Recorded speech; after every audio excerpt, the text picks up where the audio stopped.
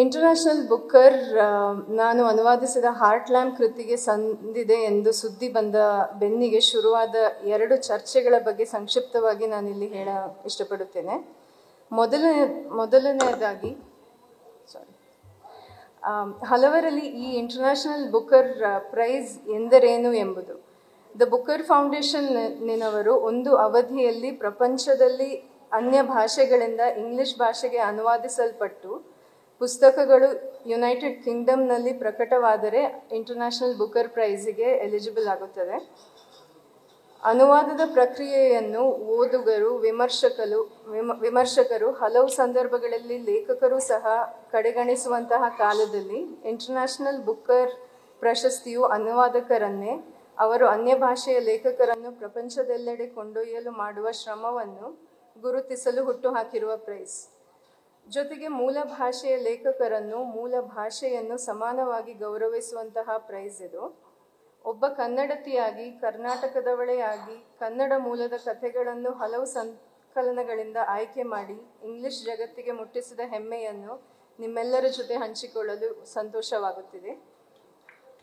ಎರಡನೆಯದಾಗಿ, ಬಹುಶಃ ಹಲವೆಡೆ ಸೋಷಿಯಲ್ ಮೀಡಿಯಾದಲ್ಲಿ ಅಥವಾ ಮಾಧ್ಯಮಗಳಲ್ಲಿ ನನ್ನ ಸರ್ನೇಮಿನ ಬಗ್ಗೆ ಹಲವು ಚರ್ಚೆಗಳನ್ನು ಕೇಳಿದ್ದೇನೆ.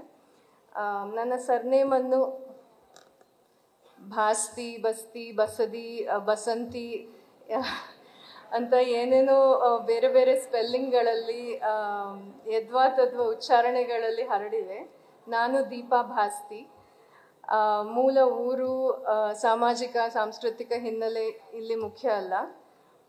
ಒಂದು ವಾಟ್ಸಪ್ ಗುಂಪಿನಲ್ಲಿ ಮೊನ್ನೆ ಯಾರೋ ಒಬ್ಬರು ಹಾಕಿದ್ರು, ಇಂಗ್ಲಿಷ್ ಲಿಂಗ್ವಿಸ್ಟಿಕ್ಸ್ನ ಪಾಠವನ್ನು ನನ್ನ ಹೆಸರನ್ನ ಸರ್ನೇಮ್ನ ಹಿಡ್ಕೊಂಡು ನಾನು ಹೇಳ್ತೇನೆ, ಇದ್ರ ಬಗ್ಗೆ ಎಲ್ಲರೂ ಗಮನ ಹರಿಸ್ಬೇಕು ಅಂತ.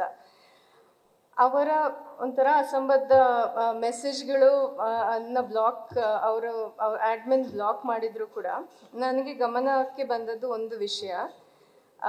ಈ ವ್ಯಕ್ತಿಯ ಪ್ರಕಾರ ನಮ್ಮ ಕನ್ನಡದ ಅಥವಾ ಭಾರತೀಯ ಹೆಸರುಗಳಲ್ಲಿರುವ ಸೌಂಡ್ಗಳು ಇಂಗ್ಲಿಷ್ನಲ್ಲಿ ಇಲ್ಲದಿರುವುದರಿಂದ ನಾವು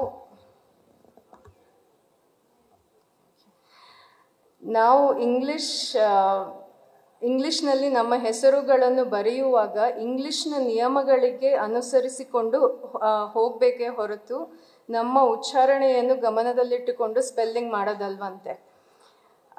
ಅನ್ಇಂಟೆನ್ಷನಲಿ ಇವರು ಒಂಥರ ಇವರ ಈ ಅಧಿಕ ಪ್ರಸಂಗತನ ಏನಿತ್ತು ನನ್ನ ಅನುವಾದದ ಫಿಲಾಸಫಿಯನ್ನು ಹೇಳಲು ತುಂಬ ಸಹಾಯ ಮಾಡಿದೆ. ಕನ್ನಡ ಇತರ ಭಾಷೆಗಳ ಹಾಗೆ ತನ್ನಲ್ಲಿಯೇ ಸಂಪೂರ್ಣ. ಇದರ ಮಹತ್ವ ಅಥವಾ ಇದರ ಸ್ಟೇಟಸ್ ಏನಿದೆ ಇಂಗ್ಲಿಷಿಗೆ ಅನುವಾದ ಆದ ಕಾರಣದಿಂದ ಮಾತ್ರ ಏನು ಮೇಲೆ ಬಂದಿಲ್ಲ. ಒಂದು ಕೃತಿಗೆ ಕನ್ನಡ ಮೂಲದ ಕೃತಿಗೆ ಇಂಟರ್ನ್ಯಾಷನಲ್ ಬುಕ್ಕರ್ ಬಂದಿದೆ ಅಂತ ಹೇಳುವ ಕಾರಣದಿಂದ ಕನ್ನಡದ ಸ್ಟೇಟಸ್ ಹೆಚ್ಚದಕ್ಕಿಂತಲೂ ಜಾಸ್ತಿ ನನ್ನ ಪ್ರಕಾರ ಇಂಗ್ಲಿಷಿಗೆ ನಮ್ಮ ಸಿರಿಗನ್ನಡದ ಪರಿಚಯವಾಗಿ ಸಂಪರ್ಕ ಬೆಳೆದ ಕಾರಣ ಈ ಇಂಗ್ಲಿಷಿಗೆ ಒಂದು ಎಲಿವೇಟೆಡ್ ಸ್ಟೇಟಸ್, ಒಂದು ಹೆಮ್ಮೆ ಬಂದಿದೆ ಅಂತ ಹೇಳೋದು ನನ್ನ ಅಭಿಪ್ರಾಯ. ಇಂಗ್ಲಿಷ್ ಎಂಬುದು ಇವತ್ತು ಪ್ರಪಂಚದಾದ್ಯಂತ ಇಷ್ಟರ ಮಟ್ಟಿಗೆ ಹರಡಲು ಕಾರಣ ಅದು ಒಂದು ಸ್ಪಂಜ್ ಇದ್ದ ಹಾಗೆ. ಬೇರೆ ಬೇರೆ ಭಾಷೆಗಳಿಂದ ಪದಗಳನ್ನು, ಸಂಸ್ಕೃತಿಗಳನ್ನು, ಐಡಿಯಾಸನ್ನು ಹೀರಿಕೊಳ್ಳುವ ಒಂದು ಓಪನ್ ಮೈಂಡೆಡ್ನೆಸ್ ಇರುವ ಕಾರಣ ಭಾಷೆ ಎಂಬುದು ಒಂದು ಜೀವವಿರುವ, ಬೆಳೆದು ಹರಡಿ ಬದಲಾಗುತ್ತಲೇ ಇರುವ ಒಂದು ವಸ್ತು. ನಾವು ಇಂಗ್ಲಿಷ್ ನಿಯಮಗಳಿಗೆ ಅನುಗುಣವಾಗುವಂತೆ ನಮ್ಮ ಭಾಷೆ ಭಾವನೆಗಳನ್ನು ಬಗ್ಗಿಸುವುದರ ಬದಲು ಇಂಗ್ಲಿಷ್ ಅನ್ನು ರಬ್ಬರ್ ಬ್ಯಾಂಡಿನ ಹಾಗೆ ಕನ್ನಡಕ್ಕೆ ಸೂಟ್ ಆಗುವ ಹಾಗೆ ಬಗ್ಗಿಸಿ, ಎಳೆದು, ಮಡಿಸಿ ನಮ್ಮ ಭಾಷೆಯ ಲಯ, ಅದರ ಒಂದು ಕನ್ನಡದಲ್ಲಿರುವ ಒಂದು ಸಂಗೀತ, ಒಂದು ಆಕ್ಸೆಂಟ್ ಅಂತ ನಾನೇನು ಹೇಳ್ತೇನೋ ಅದನ್ನು ಇಂಗ್ಲಿಷಿಗೆ ಕೇಳಿಸುವ ಹಾಗೆ ಮಾಡಬೇಕು. ಹಾರ್ಟ್ ಲ್ಯಾಂಪ್ ಕೃತಿಯನ್ನು ಸಹ ನಾನು ಅದೇ ದೃಷ್ಟಿಯಿಂದ ಅನುವಾದಿಸಿದ್ದು. ಸಾಮ್ರಾಜ್ಯಶಾಹಿತ್ವದಿಂದ ಬಳವಳಿಯಾಗಿ ಬಂದ ಇಂಗ್ಲಿಷನ್ನು ನಾವು ಡಿಕೊಲೊನೈಸ್ ಮಾಡಬೇಕಾಗಿದೆ. ಇಂತಹ ಪ್ರಯತ್ನ ಒಂದಕ್ಕೆ ಸ್ಫೂರ್ತಿ ಎಂಬಂತೆ ಇಂತಹ ಅಂತಾರಾಷ್ಟ್ರೀಯ ಪ್ರಶಸ್ತಿಗಳು ಸಹ ಬಂದಿವೆ.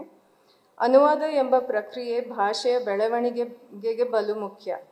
ಕನ್ನಡದಿಂದ ಮತ್ತು ಕನ್ನಡಕ್ಕೆ ಅನುವಾದವಾಗುತ್ತಾ ಹೋದಂತೆ ಕನ್ನಡಕ್ಕೆ ಒಂದು ಹೊಸ ಎನರ್ಜಿ ಬಂದಂತಾಗುತ್ತದೆ, ಒಂದು ಲೈಫ್ ಫೋರ್ಸ್ ಬಂದಂತೆ. ಇಂಟರ್ನ್ಯಾಷನಲ್ ಬುಕ್ಕರ್ ಪ್ರೈಸ್ ಬಂದ ಬಗ್ಗೆ ಬಹಳಷ್ಟು ಸಂಭ್ರಮ ಕನ್ನಡಿಗರಲ್ಲಿದೆ. ಕನ್ನಡ ಭೂಮಿಯಿಂದ ಸಿಗುತ್ತಿರುವ ಈ ಅಪಾರ ಪ್ರೀತಿಗೆ ನಾನು ಋಣಿ. ನನ್ನ ಒಂದು ಆಸೆ ಎಂದರೆ ಈ ಒಂದು ಸಂಭ್ರಮ ಕೇವಲ ಒಂದು ಇವೆಂಟ್ ಆಗಿ ಉಳಿಯಬಾರದೆಂದು. ಭಾವನಾತ್ಮಕ ಪ್ರತಿಕ್ರಿಯೆಗಳ ಜೊತೆಗೆ ಭಾಷೆಯ, ಅದರ ಅನುವಾದದ, ಸಾಹಿತ್ಯ ಲೋಕದಲ್ಲಿ ಅದಕ್ಕಿರುವ ಬೆಲೆಯ, ಆದ್ಯತೆಯ ಬಗ್ಗೆ ಕರ್ನಾಟಕದ ಹಲವು ಕನ್ನಡಂಗಳು ಮತ್ತು ನಮ್ಮ ರಾಜ್ಯದ ಅನೇಕ ಭಾಷೆಗಳು, ಪುರುಷೋತ್ತಮ್ ಬಿಳಿಮಲೆ ಸರ್ ಅದೇನೋ 200 ಭಾಷೆ ಕರ್ನಾಟಕದಲ್ಲಿದೆ ಅಂತ ಹೇಳ್ತಾ ಇದ್ರು ಬೆಳಗ್ಗೆ. ಈ ಭಾಷೆಗಳ ಬಗ್ಗೆ ಚರ್ಚೆ ಆಗಬೇಕು. ನಮ್ಮ ಭಾಷೆ ನಮ್ಮ ಹಕ್ಕು, ಅದನ್ನು ಪಶ್ಚಿಮದವರಾಗಲಿ ಅಥವಾ ಉತ್ತರದವರಾಗಲಿ ಕಿತ್ತುಕೊಳ್ಳಲು ಸಾಧ್ಯವಿಲ್ಲ. ಅನುವಾದದಂತಹ ಪ್ರಕ್ರಿಯೆ ಮೂಲಕ ಭಾಷೆಯ ಪರಸ್ಪರ ಮಾತನಾಡುತ್ತಿರಬೇಕು. ಆಗಲಷ್ಟೇ ನಮ್ಮ ಭಾಷೆಗಳು ಉಳಿಯುತ್ತವೆ, ಬೆಳೆಯುತ್ತವೆ.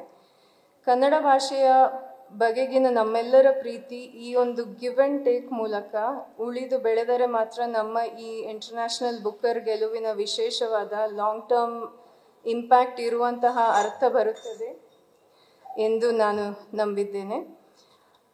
ಎಲ್ಲರಿಗೂ ಧನ್ಯವಾದಗಳು. ನಮಸ್ಕಾರ. ನ್ಯೂಸ್ ಫಸ್ಟ್, ನಿರ್ಭೀತಿಯಿಂದ ನಿಮ್ಮ ಪರವಾಗಿ.